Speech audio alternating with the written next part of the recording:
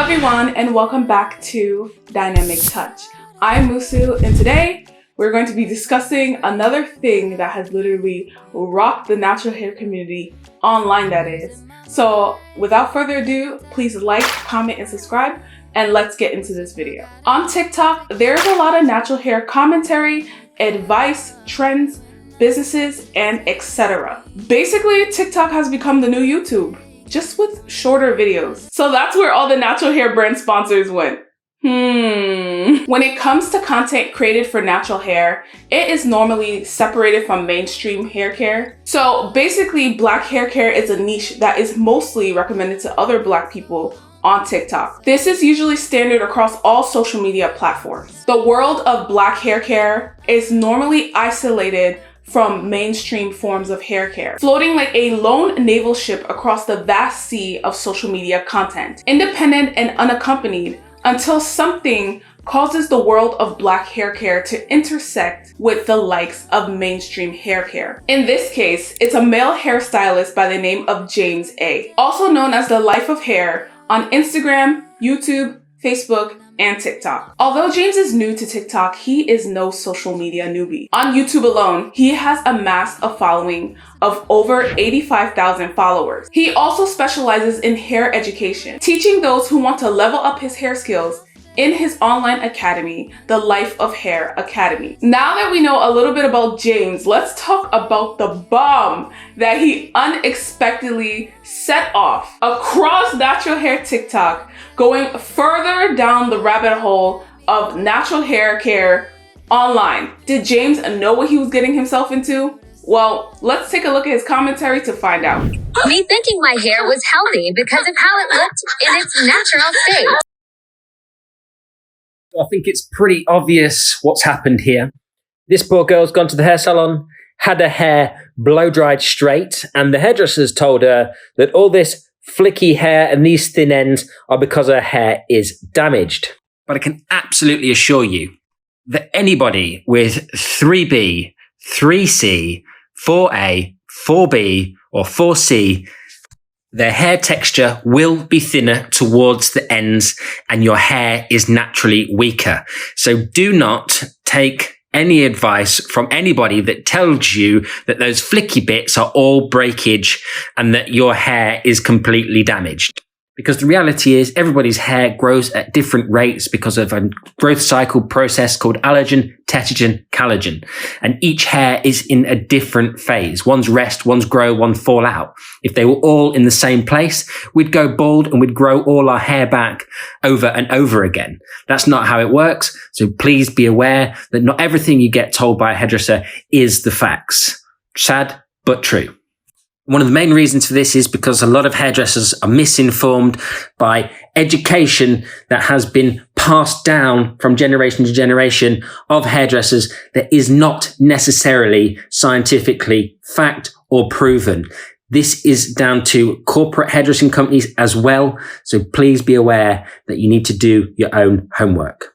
And this is for you hairdressers out there too. Just because somebody told you in a classroom once something doesn't mean it's right. It's like anything you see in the news, do your own homework and make sure that what somebody is telling you is facts. So here are some of the opinions that people who saw the video left. So I'm just gonna leave them here on the screen and you guys can play them back and watch.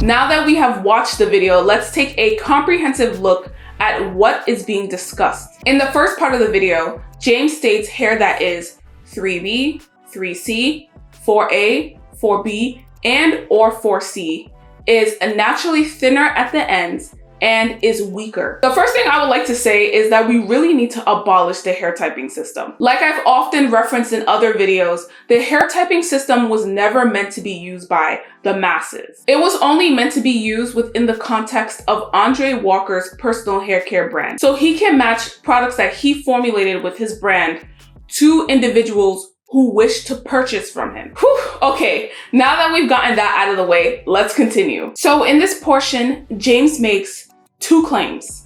That hair on the tighter kinky coily spectrum will naturally have thinner ends, and 2, that these hair types tend to be weaker. So the first point I would like to make is that all hair will be thinner towards the ends, no matter the hair type. There are varying degrees of this, but natural hair will always taper off and be thinner at the bottom. Thin ends does not always equate to split ends. I know, it's hard to believe, but it's true. For instance, Jasa, who owns this channel, has talked a lot about this in her previous videos. Definitely check it out. You can also see this in her personal hair care. Here is a video of what her hair looked like 6 months ago. A lot of people were telling her that she needed a trim immediately in order to help her hair grow, when in fact, her hair strands were perfectly fine. You can see this in her length retention and how thick her hair has gotten in her most recent video. Her thin ends were not damaged, split, or broken. They were just thin. Western hair care teaches that thin hair is ugly and that it must be fixed right away. They instill fear and shame in you by telling you that if you have thin ends, that it must be split or damaged. And if left on, your whole head of hair will be ruined. Although this might be the case for some people, it's not the case for every head of hair that a hairstylist or a person might encounter. Undamaged, unsplit, thin ends with no single strand knots can naturally be phased out with better hair care techniques, growth, and time. Remember, a blunt cut with layers is the BBL of the hair care industry. It's a mainstream popular technique used to make hair appear fuller, which is really useful for women who have naturally thin hair. But down the line, it can cause all sorts of problems, including an increase in single strand knots, which, just like BBLs, will force you to have to go see a specialist for frequent maintenance. So just to have a well-rounded view on this topic, here is another TikToker expressing her opinions on this topic. In its natural state. This poor girl's gone to the hair salon and the hairdresser's told her that all this flicky hair and these thin ends are because her hair is damaged. I'm gonna come and talk about this because personally, like, I've been screaming this for the longest of time. I think it's incredibly absurd that we determine the health of curly, coily hair by straightening it. That to me is oxymoronic. Like, why do we have to straighten it and put it through that heat and stress just to see where to cut and to see what bits are dead or whatever? Even cutting your hair without straightening, I just feel like the natural hair community has sold us these lies that you have to do it way more often than you do. Every month, every week, like urishi, yama yama, like anyhow, just be trigger happy with the scissors and be cutting your hair. With the rate our hair grows, I don't understand why we're told to cut it so much. For around me, I just think it's one of those things where there's not enough research into black health. Like, you know, with skincare diseases, they don't know how to diagnose or like recognize some skincare diseases on black people because there's not enough research into what certain diseases look like on black people. I think it's the same thing with hair. The research hasn't actually been done. And so we're adopting all these values and things that just not actually benefiting our hair the way we're sold to think that it is. Like, Koyemi, like, where did these narratives come from? I don't know. Maybe I'm just ranting. Personally, I've always hated it when people told me that I needed to cut my hair to keep it healthy, like cut it regularly. I'm just like, no, I don't. It's nice to see like a hair professional talking about it. But yeah, that's just my 2 cents.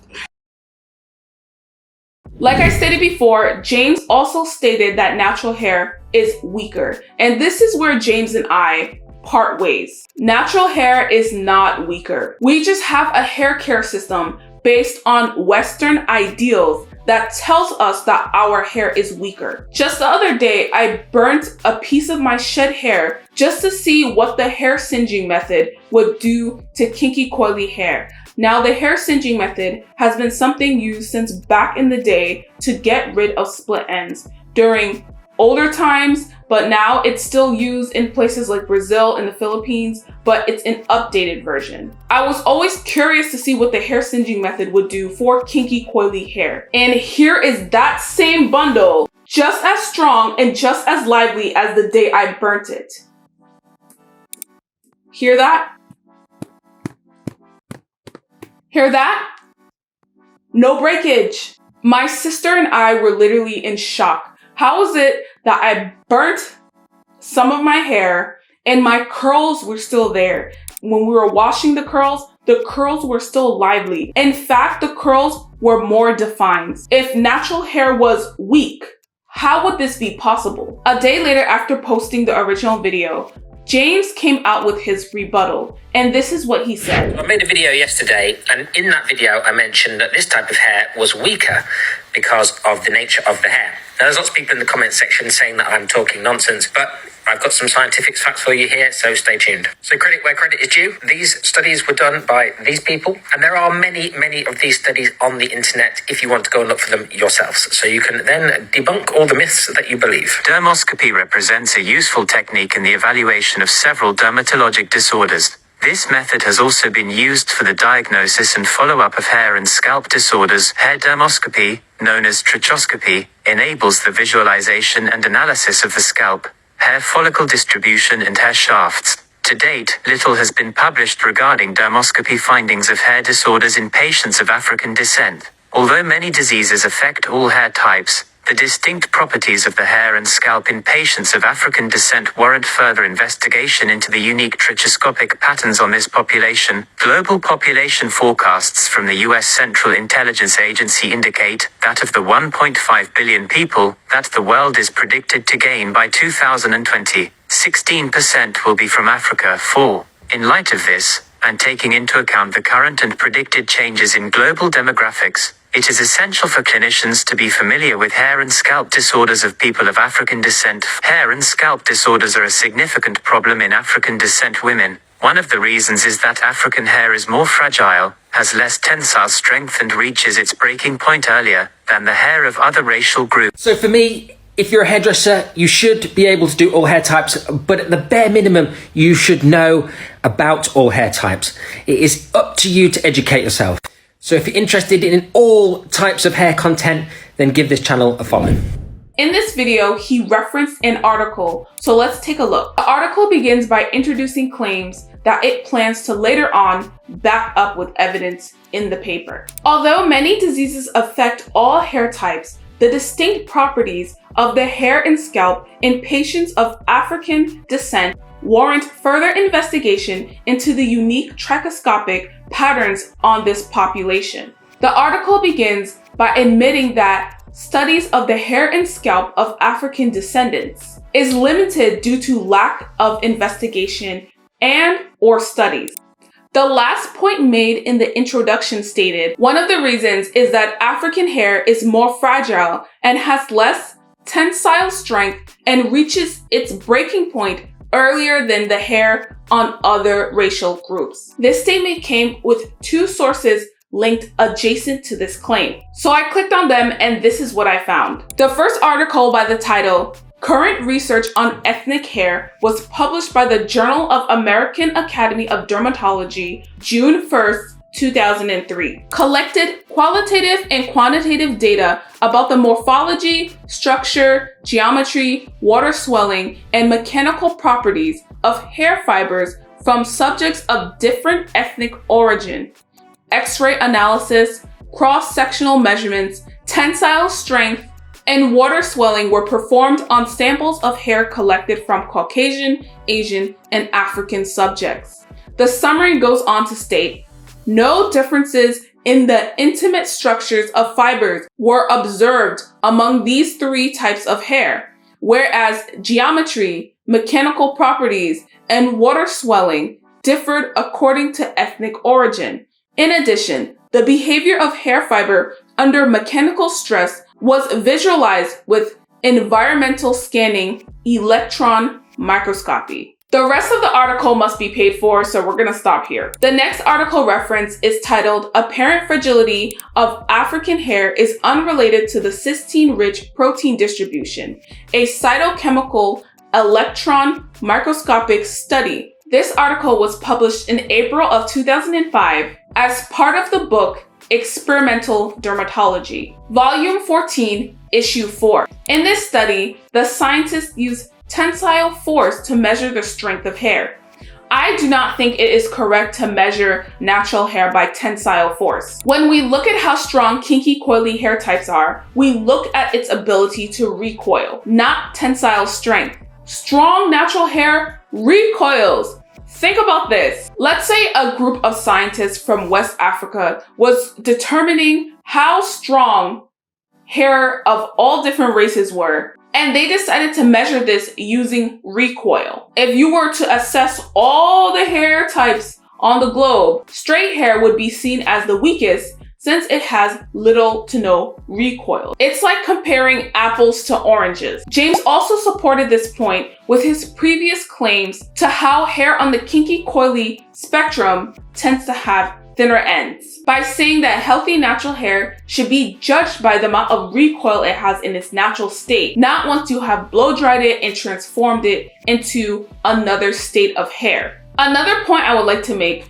is I wonder if the tensile strength was measured on individual strands or a group of hair, because we all know natural hair is strongest when it's grouped together. This is why our hair can tolerate braids, weaves, wigs, when applied correctly, of course. These are all styles that other hair types traditionally cannot tolerate very well.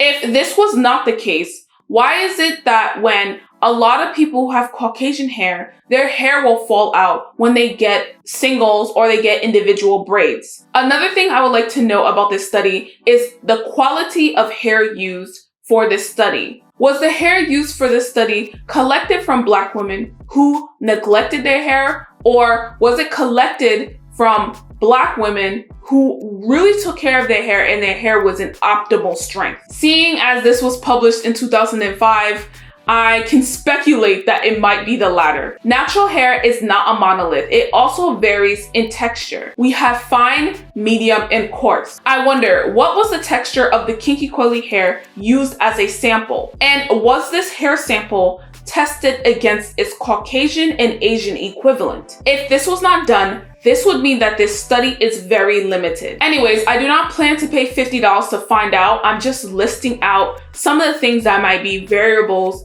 to this topic. If you purchase it and find out, let me know. Also, I would like you to know that at the end of the abstract of this article, it states, this study is the first formal comparison of the cysteine-rich proteins in the various racial groups and shows that there is no abnormality in their distinction in Black African hair shafts compared to other ethnic groups.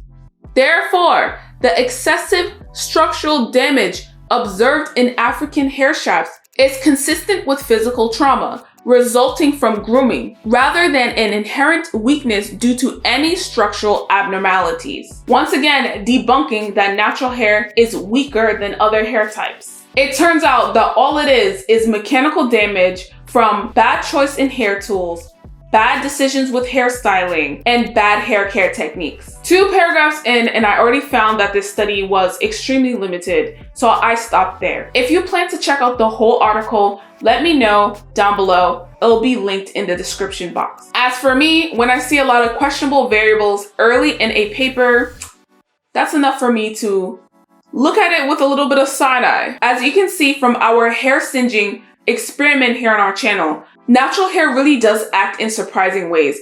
I think that society has put limitations on what natural hair is and what it isn't, and every time I'm shocked at what natural hair can do. These things are often not studied in Western society. So here on our channel, we talk about Black women hair. We find value in Black women hair. So any experiment that we can fund or do here, it'll be on our channel because that's what's important to us. That's what's important to our viewers. And that's what's important to many Black women, right? We hold our hair up to a high standard, so it's worth the investigation. In the meantime, there has been some breakthroughs for hair as a whole. Just look at so many of the bond rebuilding products that's on the market. That's a breakthrough for every hair type. Can white people make comments about kinky coily hair, style kinky coily hair, and study kinky coily hair? With the rise of laws in the United States making it illegal to not know how to do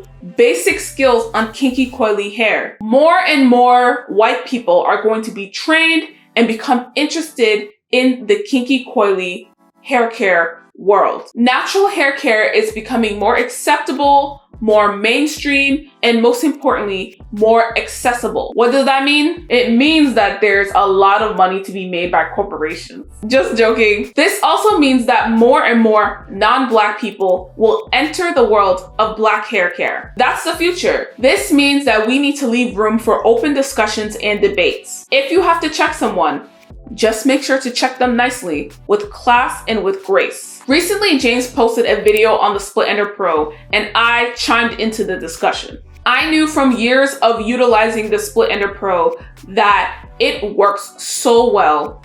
It works so well on kinky coily hair when you know how to do it correctly. And Jocelyn is the one who came up with that method. She's so creative. Her creativity when it comes to hair care tools and just hair in general is definitely God-given. So definitely check out that video, because I've seen so many times online people say, oh, this is not for Black hair, it can't help Black people. But when I tell you, it has one of the tools that has helped her retain length and get to her waist length goals. Y'all better go watch that video. It's an awesome tool. And this is not sponsored. One of the reasons why I really like the Split Ender Pro is that it puts the power of hair care into the hands of the consumer. And at the Waiting Room NHB, that's what we're all about. We want people to seek hair independence. How many times have you walked into a salon and they're like, oh, your hair's too long, we can't handle that. Or your hair's too kinky, we can't handle that. Of course, that's not everyone, but 9 times out of 10, that's always the case for Black women. So anyways, the Split Ender Pro is one of the tools that helps Black women to achieve hair independence, because you will not need to go in to have trims or to have someone trim your hair. So with my knowledge of what the Split Ender Pro could be and what it can do for Black women and kinky coily hair, I was able to debunk what he stated, respectfully of course. So here's a little side note. Although non-Black people are coming into the world of hair care, in no way should the Western governments try to control and regulate the way Black people have done natural hair for years. This is an infringement on our personal rights and our culture. Recently in the United States, there has been an increased push for licensing or the professionalization of natural hair care. This is a money grab and an attempt of gatekeeping traditions of hair that has been a part of many Black communities for decades. Yes, there is benefits to Western hair care, but traditional hair care should remain free and unregulated. If we allow these regulations to be passed, we will be making a grave mistake. If you would like a full video on this topic, let me know. So you guys, what do you think about this topic? What do you think about what I said in the video? Was there anything you agree with? Was there anything you disagree with? Let me know down below. If you have any recommendations for any experiments that you want me to do or any video topics you would like me to cover, just put them down below. I'll also check them out as well. Thank you guys so much, and I'll see you guys later on Dynamic Touch. I've been out of my head, can't get out of bed. Too much on my brain, but got it good, can't complain. It's like I'm losing my mind.